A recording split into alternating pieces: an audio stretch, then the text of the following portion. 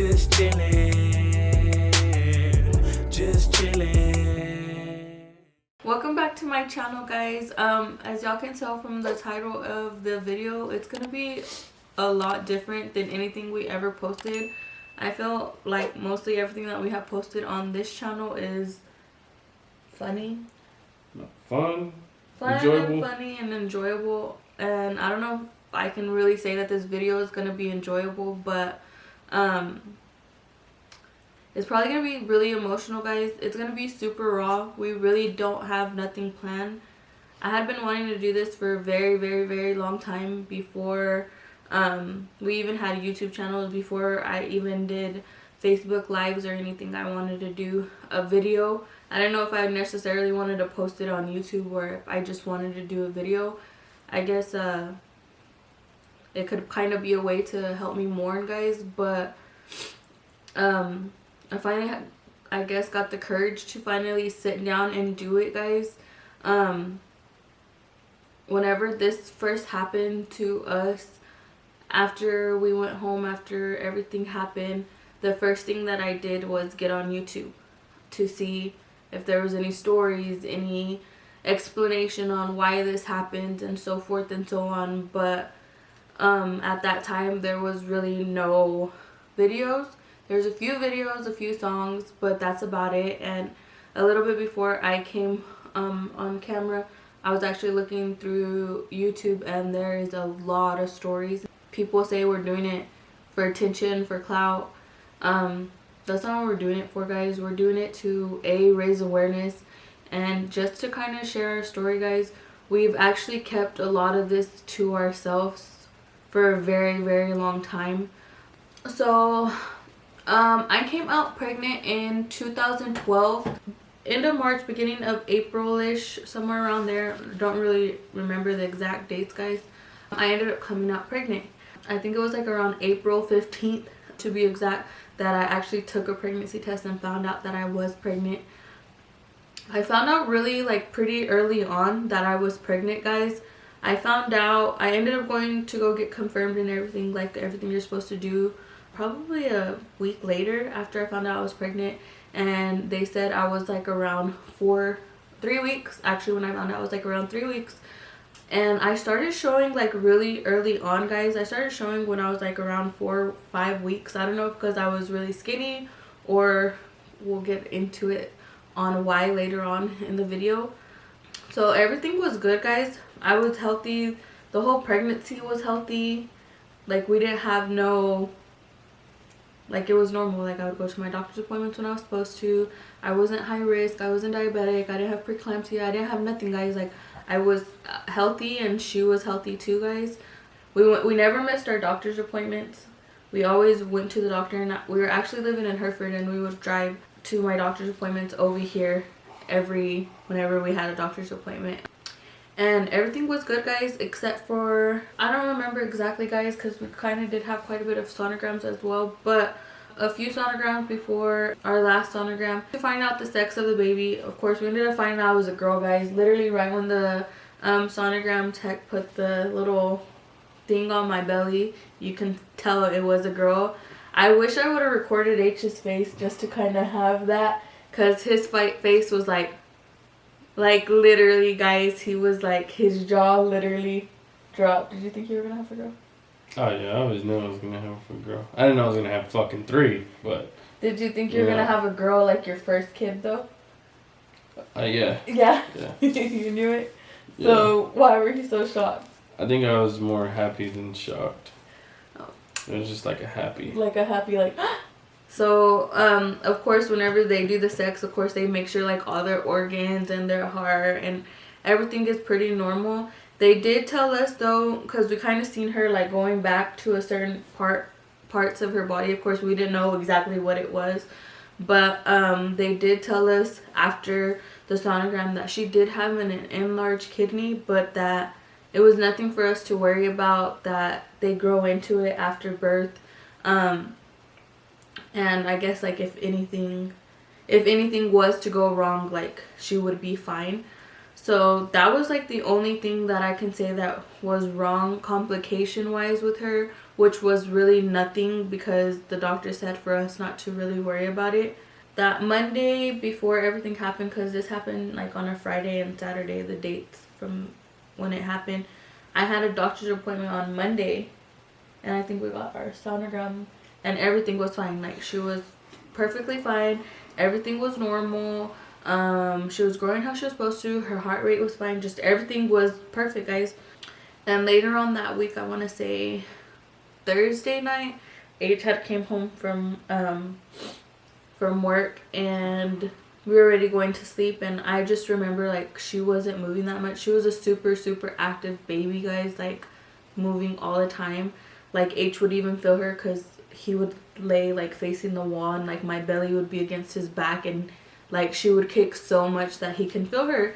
And I remember telling him like, hey, like I just like, she's not moving that much, and he was like, it's like already nighttime, like maybe she's asleep, like, you know, like don't like stress about it. And I was like, yeah, you're right. So that happened on a Thursday, so I want to say that was the September 27th, guys. And she was fine, she was still kind of moving, she just wasn't moving as much, but nothing that I felt like I needed to really worry about. Well, then of course the next morning H ends up going to work, guys, and every morning, and I remember like the exact time all the time, every morning like around 9 o'clock she would move like a lot, like so much that I would like wake up at that time all the time. I would wake up like at like 9:30 because she was just constantly moving that I could not even stay asleep. Like I would have to wake up because she was moving so much. And I remember waking up and it was a little bit later than usual, and I just didn't remember her moving like at all. Like I didn't feel her moving. I just thought that was like really strange because like I said, she was a super active baby. And so his mom was actually not working at the time, and it was me, his mom, and his cousin at home. And I don't even think I told his cousin or his mom like that she wasn't moving or nothing, or him. I don't think I really told anybody. I just kind of called the doctor, my doctor, and told them what was going on, that she really hadn't been moving. And I remember all they told me was to lay on your left side, eat something sweet, and eat something really sweet and drink something really cold. So I literally get a spoonful of sugar and I drink a cold water bottle, and I lay on my side. I think they told me to lay on my side for like 30 minutes. And if I still didn't feel no movement, for me to give them a call back, and that we would go from there. So I do that, guys, and still there's no movement like at all. Like I don't feel her at all. Like my stomach's really hard, but I don't feel her moving. And I end up telling his cousin like what's going on, and she goes and tells his mom. So I call them back and they're like, you do need to go to the emergency room to go get checked out. And I was like, okay, fine. Me still trying not to freak out, and my mother-in-law not freaking out. So it was really early when we went, guys. H was actually working at a place with his aunt, so his aunt was like a supervisor. Yeah. And his mom called his aunt and was like, hey, we're going to the doctor, like is there any way that they can like let him go home, or let him get his break a little bit early and a longer break, just to kind of see what's going on with Des, guys. So of course they checked me in. And if you've been pregnant before, guys, if you're over a certain amount of weeks, I want to say it's over 14 or 15 weeks, they'll like automatically like take you to like the back to get seen, or to labor and delivery, guys. If you're under that, they kind of just like make you wait. Like I kind of feel like they make you feel like you don't matter, like what you're feeling, like if you're not that far along. Yeah. But I was already pretty far along, and they got me back right away and took me into a room. And of course I had to get into the gown and everything. And H still wasn't here, guys. My mother-in-law was with me. They put on the little monitors on like my stomach that whenever you go and you give birth or go get checked or whatever, to kind of pick up the baby's heart rate, guys. When they did that, you just kind of, I guess, get that little mom instinct that like something's not right. They were like looking, guys, and they could not find a heartbeat. And I remember that nurse trying so hard like to be like, oh, it's okay, sometimes these just don't pick it up, like don't worry about it, like we're just gonna go get you a sonogram, because like I said, these things just don't pick up right away. So like trying her best not to like let me freak out. And H still is not here, guys. We're still waiting for him to get here, and they take me to the sonogram where they do sonograms, I guess, at that hospital. And of course they like lay me down and all of that stuff, guys. And I remember that lady that was giving me the sonogram, I was so upset with her because I felt like she was unprofessional, but she didn't know what was going on. Instead of turning the screen away, guys, before she even told me that there wasn't a heartbeat, I knew that there was not a heartbeat, because she was literally just still in the sonogram, guys. And I started yelling at that lady and asking her like what was wrong with my baby, but by law an ultrasound tech cannot tell you if there's anything wrong. So I'm like yelling at this lady, guys, because I'm so mad. Like I want to know what's going on, if my baby's okay. And H still is not here, guys, so I'm kind of by myself because his mom was in the sonogram room. But she hears me yelling and crying, and so his mom comes and the nurse comes, and the nurse just tells me like I'm sorry, but we can't find a heartbeat, and there's no heartbeat. And I'm like freaking out, guys, and crying and screaming and yelling, guys. And my mother-in-law is too, and we're like waiting for H, and she's calling his aunt asking him where's he at, like why is he not back yet. They take me back to the room, and I'm already like there like crying. And finally H gets there, guys. I don't think it took that long for him to get there, but I feel like just because everything that was going on, it felt like it took forever for him to get there. While everything's going on, his mom's calling my mom. My mom was here in Amarillo, of course, and she was actually pregnant at the time as well with my little sister. My mom says that she can't understand anything that my mother-in-law is saying. She just hears that Desiree's in the hospital, and my mom and my grandma come right away.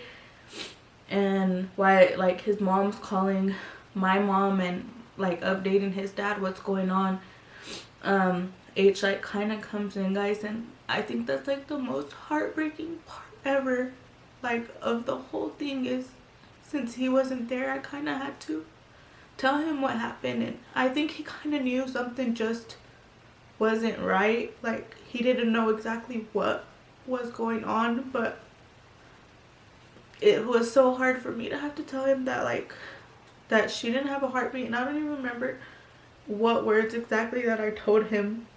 I just told him, and of course he started crying too. After that, we're just like waiting to see like what's gonna happen, because we don't know what's gonna happen, guys. I'm so like young. I was only 16. I was 16 when I came out pregnant, and he was 18, so I was so clueless on what that meant, guys. I didn't know. Like when the doctor came in, the doctor explained that basically I was gonna have to give birth. And I know it might sound selfish like to other women that have had C-sections, but I wanted to have a C-section so bad because I just don't think at the time I didn't think like I can like give birth to my baby that was not alive, guys, and have to go through all that. And basically the doctor's telling me like there's no way, like I'm gonna have to give birth, and basically they're gonna like induce my labor because like my cervix was closed, like everything was normal, like I didn't go into early labor, like nothing. So they had to induce my labor.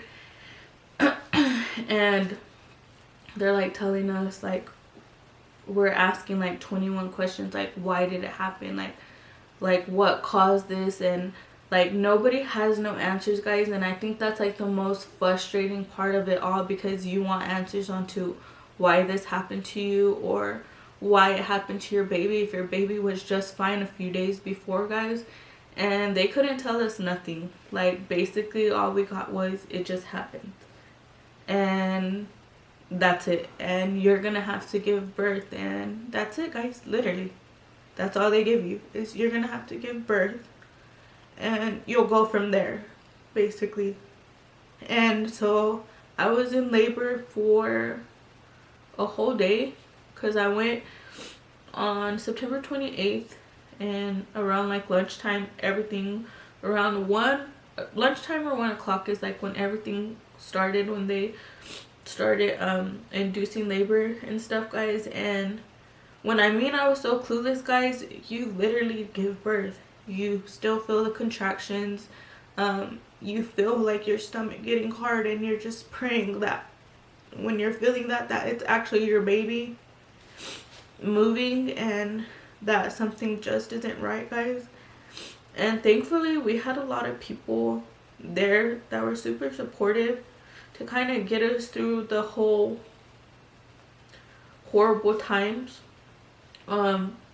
So I'm in labor, guys. I feel contractions. I feel the whole everything, guys. Everything. And H is there, of course, with me, guys, and there's just really nothing he can do. Like, he's just there making sure that I'm okay, like, mentally, because there's nothing else that he can do, guys. And I'm trying to stay strong for him and vice versa, guys, and it was just, like, really hard. So I'm having contractions, like, all night long, guys, literally from, I don't know, I don't even think I slept that night. I was in pain, and then of course you're like heartbroken because you know, like, once it's time to start pushing or whatever the case may be, like, your baby's not gonna be alive. So I'm in labor, and finally, like, the next day in the morning, I like just cannot take the pain anymore, guys, that I end up getting an epidural. I want to say it was like 9 in the morning when I got it, guys.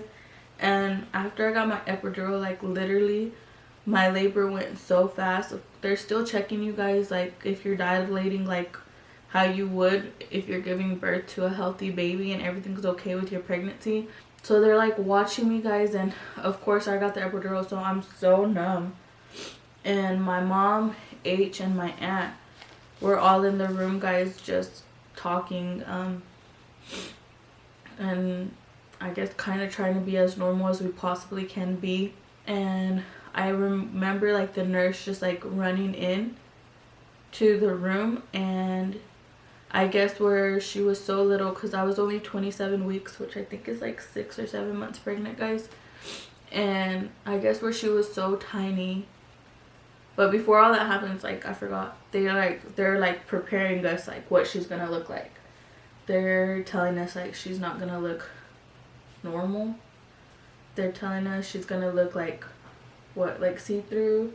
Yeah. And blue and purple, and that she's just not gonna look like a normal baby, so that they just wanted to give us a heads up, and that her head might not even be fully developed. So we have all of this going through our head too before everything is happening, that she's just gonna look like a totally,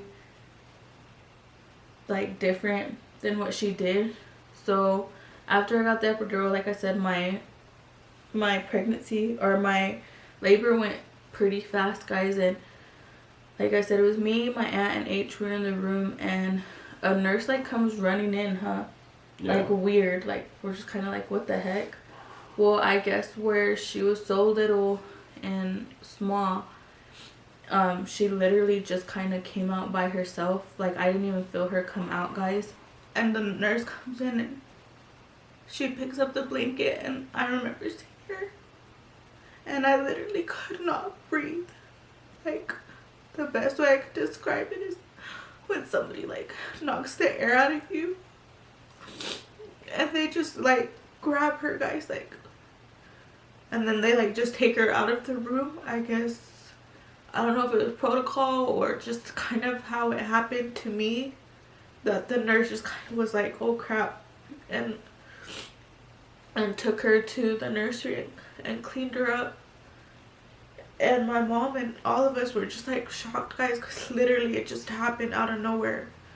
And the only reason why the nurse came running in is because I guess my heart rate, like, they're monitoring you, and my heart rate went up super high, where I guess she came out. And so we're just, like, all in, like, what the heck just happened, kind of.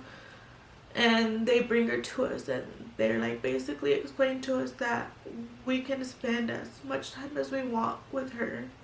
We could take pictures and whoever were like allowed to see her, more than welcome to come see her.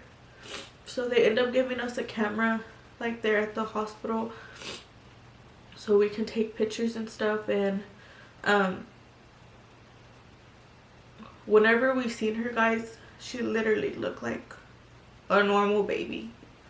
Like, she wasn't purple, she wasn't blue, she wasn't nothing. Like, she looked like a normal baby, just a really itty bitty baby.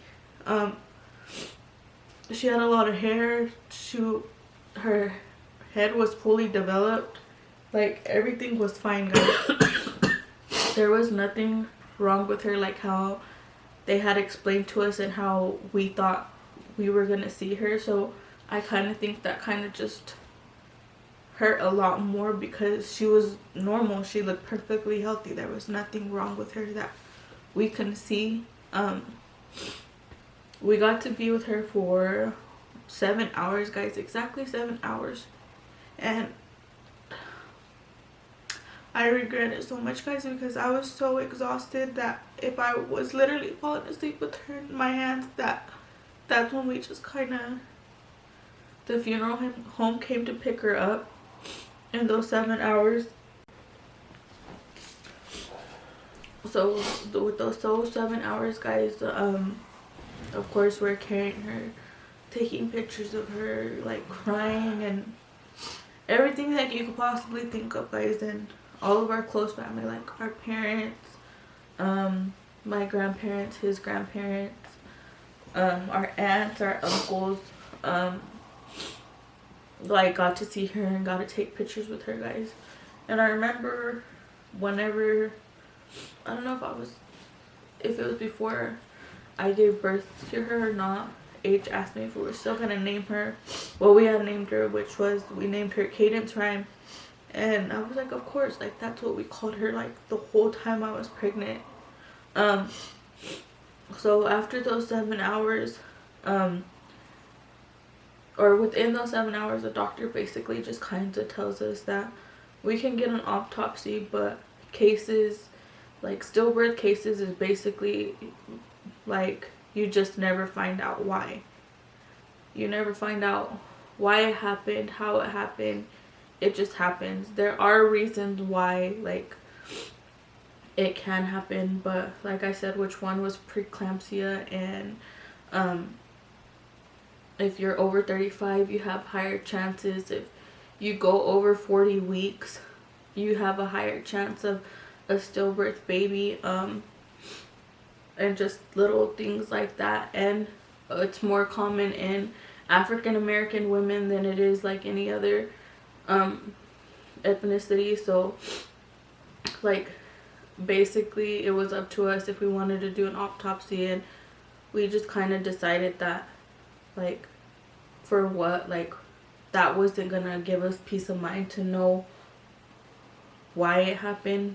Like, it was still gonna hurt as much as it did and it does now, if we knew or if we didn't know, guys. And it might be dumb to some people, but we thought like she was too little and innocent for us to do all that for her, just to maybe give us a peace of mind. So we never went through with it, guys. We still, to this day, and even if we didn't, we might have never known why it happened. It literally was just like a one day to the next type of thing. Like I said, I was healthy, she was healthy. We literally had a doctor's appointment that Monday, and all of this basically started happening Thursday, Friday, and Saturday is when all of this happened. So I ended up having her on the 29th of September at, I think it was at 10:55 or 11:55. And fun fact, the rest of our girls have all been born on 55. Different times, of course, but I think Sim was born at 4:55 and Harmony was born like at 10:55. So I just thought that was kind of crazy. Or no, 9:55. She was born early. She was born at like 9:55. So it was hard, guys. And I always say that, not that because we were young, that it would be easier for somebody that's more like older and mature, but I just think like at the age of 16, like that was like a lot for us to take in at the time, guys. A lot of people kind of thought me and H were together for, I guess you can say, for all the wrong reasons. So when this happened to us, there was a lot of people that were just kind of waiting for it not to last. And it was really hurtful, like, later on to find out that that's what people kind of thought, because we weren't even thinking about that. I guess we were, like, more just worried about how both of us were going to deal with it and kind of be there for each other through it all. Because it was hard, especially though when you have to go home, guys, and like not have your baby with you. I think that was the hardest part. And of course you're giving birth and you're hoping and praying that, like, that they're just wrong, like that they didn't know what they were talking about. And but the hardest part was literally like how she was born and us having to go home without her, guys. And since you give birth, guys, everything that happens to your body after birth, it still happens to you. And I feel like a lot of people don't understand that, like, about stillbirth, that they just kind of think it's kind of like a miscarriage, and it's not. It's something like totally different, guys. Stillbirth, or to be considered stillbirth, is from 20 to 40 weeks. Under 20 weeks, and so from 19 weeks and less, guys, it's considered a miscarriage. And basically a miscarriage is kind of when you just pass the baby by yourself at home. Sometimes you do have to go to the doctor for a miscarriage, but stillbirth is where you literally have to give birth to a baby that is no longer breathing, that doesn't have a heartbeat or nothing, guys. So it was crazy because I didn't know nothing about none of this. I just thought it was just miscarriages and that's it. It was nothing else, and it was just that. So I was really naive on stuff like that. So after everything happened with me, like I said, the first thing I did was get on YouTube and Google, and why does it happen? Why did it happen? How does it happen? What did I do? Did I do something that made it happen? Just like a lot of little things like that on trying to figure out what was going on, guys. And there's like so much that I have like learned that I wish I would have knew back then to kind of get me through it. We found out like a year or two later that there's a day for pregnancy and infant loss, basically for people that lost kids pregnancy or through SIDS. Like, there was a specific day, guys, and I wish I would have known that, because I felt like we were like the only people that have gone through this. Like, nobody understood what was going on or like felt how I felt. And I wish I would have known that, guys, because a year later I ended up finding out about all these kind of, I guess, organization type things where people get together, guys, and kind of just celebrate like their babies or their children that passed because of SIDS or whatever, however they passed. And like I said, I literally felt so alone, as in like how I felt. I had H, guys, but as y'all can tell, he's just kind of like how he is right now is kind of how he was. Like, he cried, but he kind of like kept his, I guess, feelings like bundled up. So there was only so much that I can like vent to him and all of that at that time, because he was mourning too. And I feel like a lot of, when this happens to people, I feel like a lot of people forget about the dad and how they feel. It's always just like, oh, how's Dad's doing, or how, like, just stuff like that. And kind of everybody kind of, not, I don't want to say forgets about him, forgets about the dad, but in a way they kind of do, because they're just worried about me, guys. he was mourning. He lost a kid just like how I lost a kid, and we had to plan a funeral together. It wasn't just me, so it was hard, guys. Very hard. It's still hard, guys. A lot of people think because we laugh and we've had other kids and we've moved on with life that we forgot, and it doesn't hurt, but it still does, because there's always that what if, guys. What if we had 3 girls, or what if we would have had an 8-year-old right now? Because today she would have been 8, basically. So there's like still a lot of what ifs. And like I mentioned earlier, my mom was pregnant at the same time as me, so my little sister, when she comes and spends the night with us, we kind of get a taste of what it would be like to have 3 girls all together, guys. So it's hard. It's still hard, but you learn to live with it.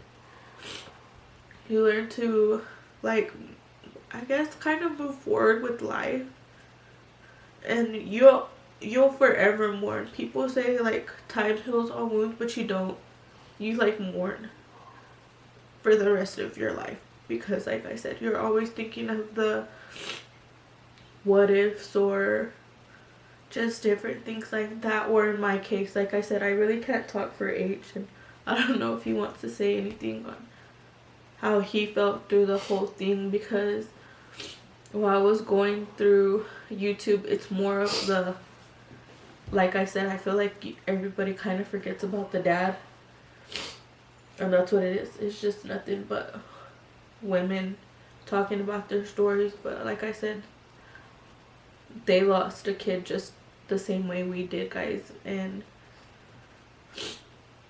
we just kind of feel like, I guess, since they're their man, like they're supposed to like be strong for us. But whenever something like this happens, I feel like you have to kind of be strong for each other, and it's hard. Like, it's still hard, guys. Every pregnancy that we've had, it's scary.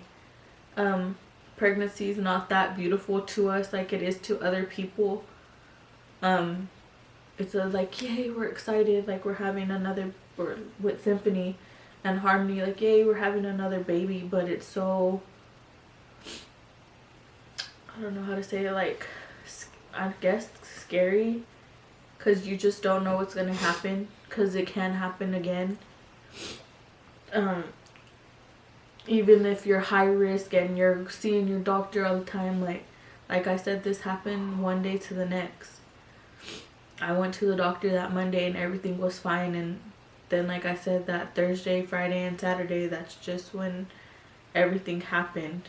And it's just like been really hard. And like I said, a lot of people just never want to talk about it, never want to ask questions. And there's been people that asked why or how did we know when there was something wrong. Or me, the only way I can say I knew something was wrong is like when she wasn't moving. Like, there wasn't like no bleeding. There's stories where women have bleeding, where they get pains, but mine was just literally, she stopped moving. Like, there was no signs of something bad happened or whatever the case may be. It was just kind of it just happened type of thing, guys. And it sucks, and it still sucks, and 8 years later it still sucks. I still cry like every now and then, guys. Literally at random, just like I said, whenever we see our other girls doing stuff, it's just kind of like, oh well, this could have been, or that would have been, or just whatever it is. Like, I always laugh at H and be like, oh, you would have 4 girls at home now, not just 3. So just things like that, guys. And I don't know if, like I said, I can't talk for H. I don't know how he still feels, or if, not that you move on, but, or that you get over it, but no, it's, I don't know how other men would take it, because I know I'm not the only man that's ever this has ever happened to. But me, I don't want to forget, but I like to put it in the back of my mind, like to where I won't think about it constantly, so like where it won't kill me, because I still, to this day, like I still feel guilty about like how that the whole day went, and how like the events like leading to that, like where, you know, like I kind of just brushed everything off, you know. I kind of like not blame myself, but I mean I just kind of felt like I was just like not, like it was just, I didn't care, you know, like it was just man, she's alright, she's just asleep, you know, she's good. And I was just, I like that. That's exactly why I'm just not a religious person at all, because I still feel like this has scarred me for the rest of my life. No matter what, like do whatever I go through. Every time she's pregnant, I lose my shit. I'm not happy every time that she's been pregnant after. I'm not happy. I'm fucking scared. Like, and I'm terrified. And our relationship just kind of goes, like, to be completely honest, it just kind of goes downhill every time I'm pregnant. So yeah, that's like a big reason why we haven't like had another kid neither, guys, because it's hard. Yeah, like it's every other kid like we have, like, it's exciting because, you know, there's still that good percent that everything's gonna be fine, but there's still that little percent that this can happen again. Yeah. And it's just hard. And like him talking about religion, like where he said we're gonna tell the whole story and kind of just be raw about it. I don't want to say like I'm a religious person, but of course I do believe in God. And I literally remember, I don't know if people do it or if it's just me, but I remember that I would always talk to God in my head, like asking him things or just like talking to him. And I remember I literally just stopped talking to him. Just stopped, guys. Like, I just couldn't believe that. Like, how can you take something so innocent that's never done anything to nobody away, and like everything just be fine from one day to the next? So it was really hard, like every way possible, guys. Mentally, spiritually, physically, emotionally, like it messes you up like in every way, guys. And it's like really upsetting when people that have never gone through this just kind of think like, oh, they're over it, they've had 2 more kids or whatever the case may be. But no, it's hard, guys.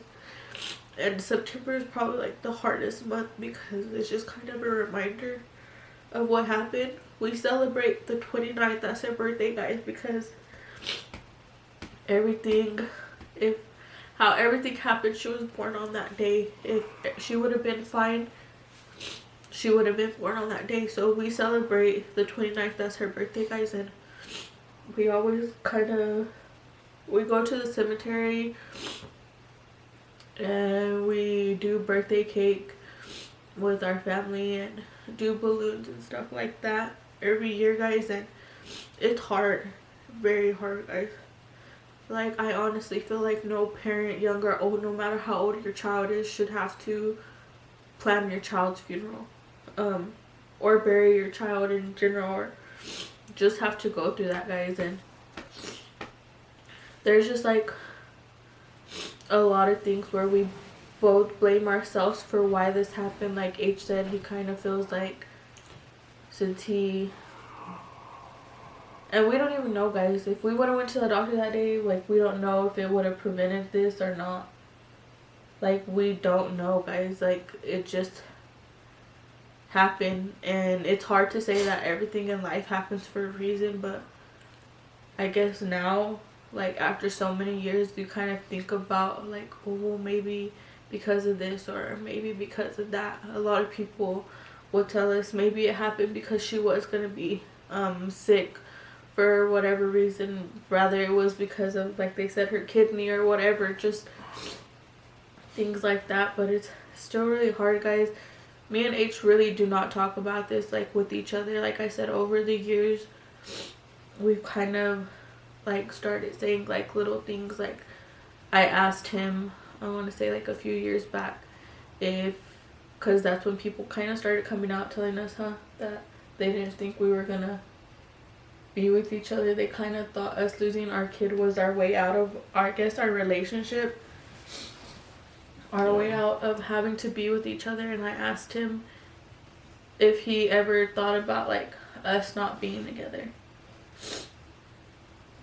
and he said no, that he never, I guess like that was the last thing on our minds of us not being together, because we were the only people that knew how we felt. Like nobody else knew how we felt. Like no friend, no his brothers, like nobody knew how we felt but each other. So for us to like want to be by ourselves or not be with each other was definitely the last thing on our mind. But I know majority of this video is probably just like me talking, guys, but like I said, he was just there, guys. He didn't.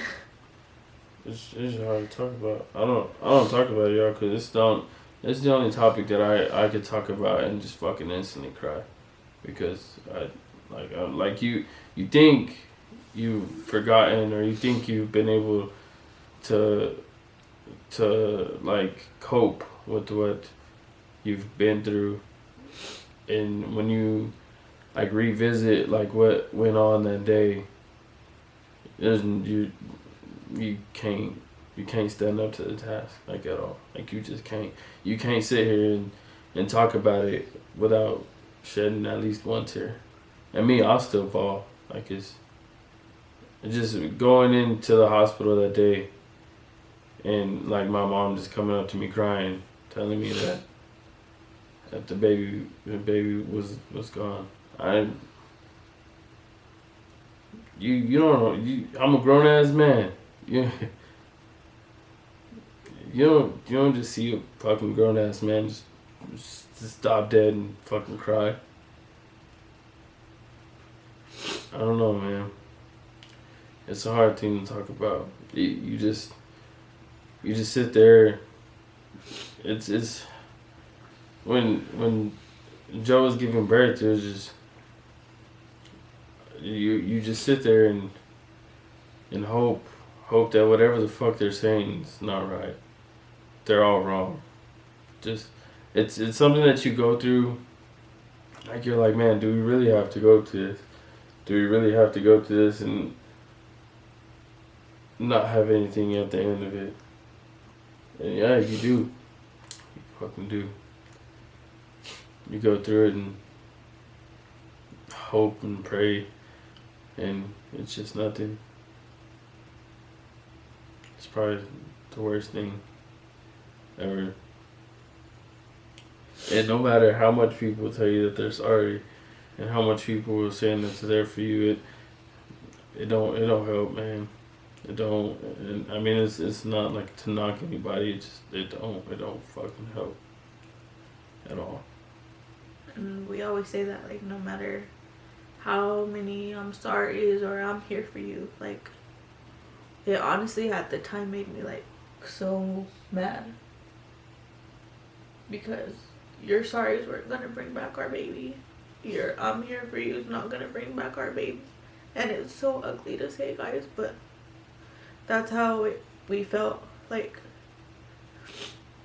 there was like those people that just kind of wanted to be there just for their own personal reasons.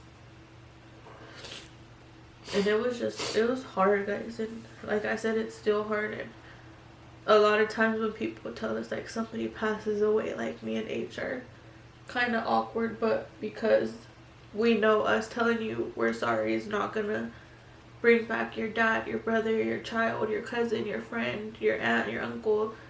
It's not gonna bring that person back, and it honestly is not gonna make you feel any better. So when people just tell us stuff like that, we're just kind of like, I'm sorry, and we kind of try to say, hey, we'll be there for you. Like, and we hope that when people do tell us that they know that we are there for them, and that we don't feel like them losing somebody like doesn't mean anything to us. But we just still feel till this day that I'm sorry for your loss doesn't help you at all, guys.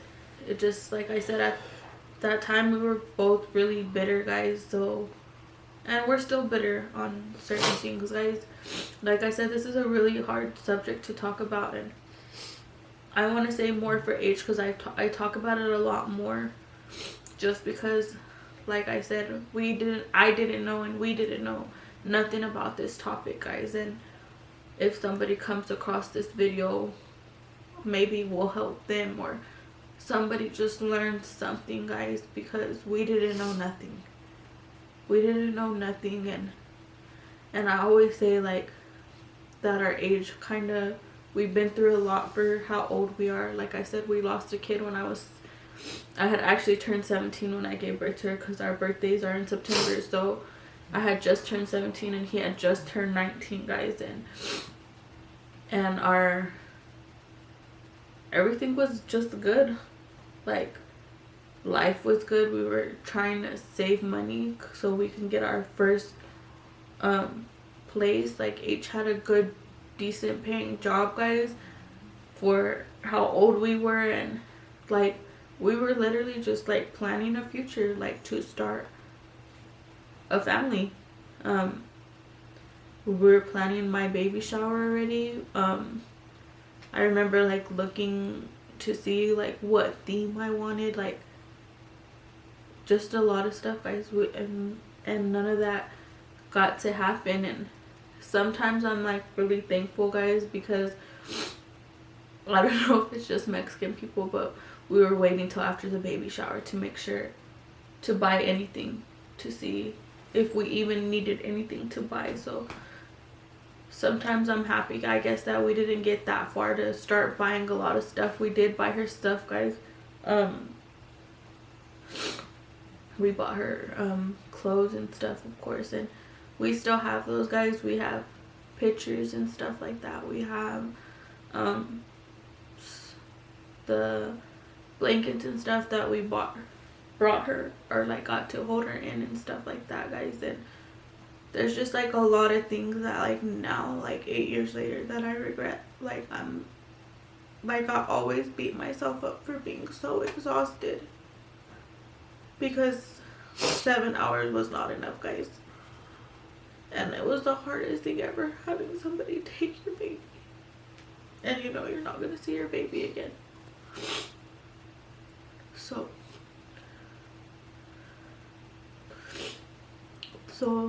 you do have regrets. You do blame yourself. Like, I have regrets on that. H blames himself as well for just certain things, guys, but it just happened. It wasn't my fault, it wasn't his fault. But there's just things that you wish you could have went back and did differently, like just little things, guys. Like, I was so exhausted and so emotional, and just my head was everywhere, guys, that I wish like we would have dressed her up, like, I guess for the first and the last time, and we didn't do that. She was just in a diaper in the hospital blankets, and just little things like that, that like now that the years go on, that I wish we would have done differently. But like I said, we were so young too, and I keep on saying that is because whenever you come out pregnant at a young age, like, you don't think none of that can happen to you because you're healthy and you're young. So there's just a lot of regret, like, as the years go on, that I wish we would have done, or I would have done, or spoken up, that we'll ever like be able to give her and get her. And I'm scared once we do that, not that we're gonna forget about her, because we're never gonna forget about her, guys. It's literally today, 8 years later, and we still haven't forgot about her. But I still remember that day very, very vividly. That 7th hour, y'all, was probably the hardest. But I mean, we had to let her go. She was just so cold. That 7th hour, y'all, she was just so cold already. Like, that whole time we were holding her, she wasn't. And that last hour, and the last hour, so she cold. was, y'all. Like, she started turning. She started turning purple and blue. And like I said, I was literally exhausted because I didn't sleep.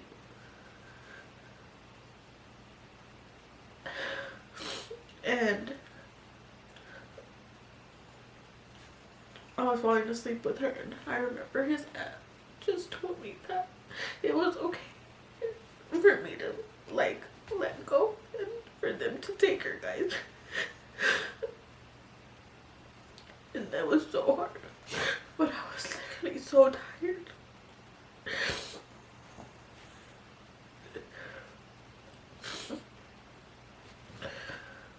It was hard, and it's still hard, guys, and we're just sharing this, like I said, to hopefully help somebody get through it, guys, because you do get through it. You do. It's hard, but you have to be there for each other too. And thankfully we did have each other. I know there's some women that go through this by themselves, but we had each other. And you have to be there for one another, and you have to be understanding of each other's how you mourn, guys, because me and H mourn totally different. I'm a very emotional person, and H is more like to himself, and like it hurts, like it still hurts me to see him like cry, like I said. And I don't know if it's because just how it is, like men aren't supposed to cry, so when you see a man cry, like it hurts, guys. It hurts a lot. So basically we have this little photo album that we got, and it has her name in it, and it says Cadence Rhyme Fuentes, guys. And we have pictures of us and what she looks like. And we really don't look at these pictures very often, guys. They're just kind of put up, and I'll show you in a second what she looks like, guys, because I think it's time for us to share what she looked like, and I'm ready to take that step too, since I'm sharing our story, to be 100% open. And like I said, we were going to be raw in this video. So we basically have, this was gifted to us as well. We basically have all her stuff in here, guys. The little pamphlets, of course, of her, like the funeral. We have her blankets in here. We have drawings that my little sister did for us. Gifts that people gave to us. And we never opened it, guys. And I actually opened it yesterday. Was it yesterday? Yeah. And weirdly, it still smells just like her, guys. So we really try not to open it, but when you do open it, it literally just kind of brings back all the emotions from that day, because it literally smells just like her. The only other fact that I did want to throw in there was that stillbirth, guys, is one of the most like under research, guys. So I feel like that has a lot, that's the reason why people always say that, or doctors say that they don't know why, we'll never know why it happened and stuff like that, because it's not really research, guys. There's just little, like I said, reasons why it can happen. Just because you do have preeclampsia or you go over 40 weeks, that doesn't mean it's gonna happen to you. But, and I don't know if we'll ever do like a part 2 to this video, because a lot of people have questions, guys. Even questions on how we feel about my little sister and how I felt about me and my mom being pregnant at the same time and what happened to me and stuff like that. But If anybody has questions, guys, don't feel like it's rude to ask, because it's not really rude to ask what happened or how did it happen, because people are just very curious on stuff like this, and nobody knew why it happened or how it happened, and we don't either. So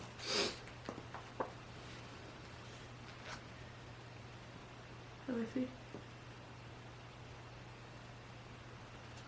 So that's what she looks like. That's the one of her whole face, and well, the front of her and then the side of her. I don't know if y'all can see. That's what she looked like, guys. Literally probably an hour after we had her. Yeah. We took pictures.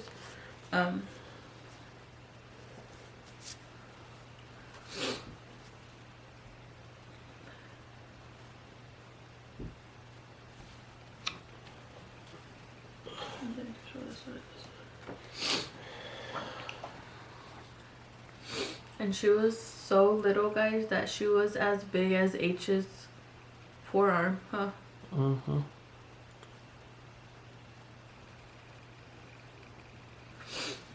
She weighed 2 pounds 4 ounces, guys, and she was actually pretty long. She was like 15 inches long, which that was long for that. And I actually did not mention as well, guys, because I'm kind of all over the place, that once we had her, our doctor actually said she looked like she was Further along. So instead of her looking like a 27-week baby, because that's when it happened, So like 33? she looked 32? like she was 33 weeks old.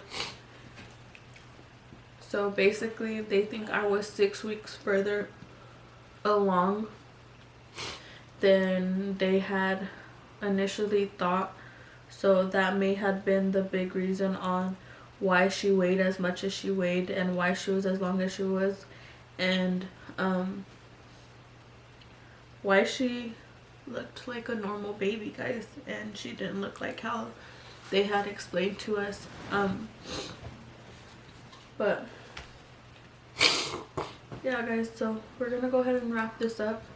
We just wanted to share our story, and why not share it on her birthday, her 8th one to be exact. But thank y'all so much for listening, guys. Thank y'all for the support. We will see y'all next time.